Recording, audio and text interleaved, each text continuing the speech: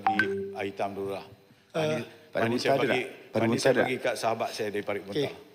Terima kasih Yang Berhormat Menteri. Saya meneliti jawapan Yang Berhormat tadi betul. Kita perlu satu endowment fund. Kita perlu mendapat dana yang cukup. Kalau tidak, universiti kita tidak ke mana kerana investment yang besar. Soalan saya, dalam bajet 2026, semasa pembahasan saya sebut, kerajaan atau PM telah menyebut 1,500 tempat akan diwujudkan untuk mengatasi kekusutan yang ada. Tapi persoalannya, kenapa hanya tumpukan kepada perundangan, accountancy, AI, bahasa, kewangan Islam dan sebagainya? Dan apa yang menjadi critical courses seperti engineering, kejuruteraan, farmasi, dentistry, perubatan? Itu tidak. Adakah ini kerana ketidakcukupan dana?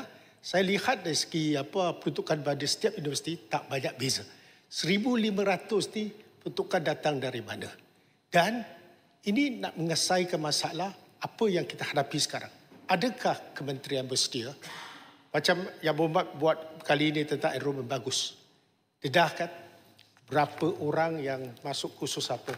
Jadi kita ada satu panduan untuk masuk UPU ni berapa tempatnya. Jadi apabila terbuka ni, kalau ada peningkatan, mesti ada ratio ditentukan oleh menteri. Barulah kita bagi kuasa autonomi kepada universiti. Kalau tidak, duit tak cukup, mereka susah nak bantah sebab ini memang susah. Endowment, mana inisiatif yang apakah insentif yang diberikan oleh Kementerian Kewangan. Kesemua ini merupakan penyebab masalah dan penyelesaiannya yang 1,500 ni saya berharap kita dapat selesaikan masalah pelajar STPM ke mana yang terpaksa masuk dengan saluran terbuka satu dengan kadar yuran yang lebih tinggi. Itu pandangan dan minta penjelasan Yang Berhormat Menteri. Terima kasih. Terima kasih Yang Berhormat Aitam. Sekarang ni kita dah mula masuk ke RPTA sikit lah. Dari segi kemasukan itu. Baik, bagi menjawab perkara yang dibangkitkan, saya setuju dengan Yang Berhormat. Sebab tu saya sebutkan berkali-kali dari segi penambahan tempat. Kita lihat ada penambahan tempat dari segi pergerakan. Saya ambil contoh pada tahun sudah saja kita tahun 2024 kita ada 168,769 pengambilan berbanding tahun 2017 dulu baru hanya 136,000.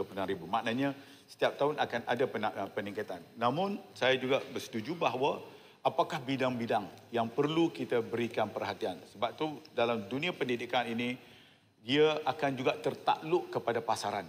Dan seperti yang disebutkan, yang kita bahaskan. Sebab tu saya tidak mahu lawan tak tentu pasal berkaitan dengan keperluan-keperluan dalam bidang-bidang kritikal sebagai contoh.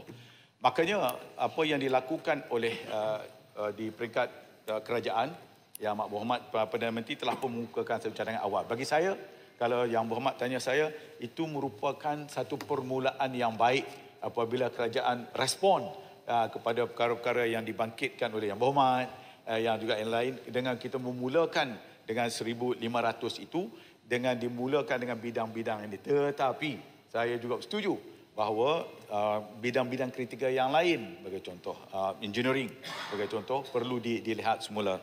Dan insya-Allah kita akan terus bergerak ke hadapan untuk pastikan juga termasuk yang disebutkan oleh Yang Berhormat tadi seperti bidang engineering selepas ini. Apakah kita dapat mengemukakan lagi keperluan yang di masa akan datang. Yang Berhormat Menteri, masa surat tamat.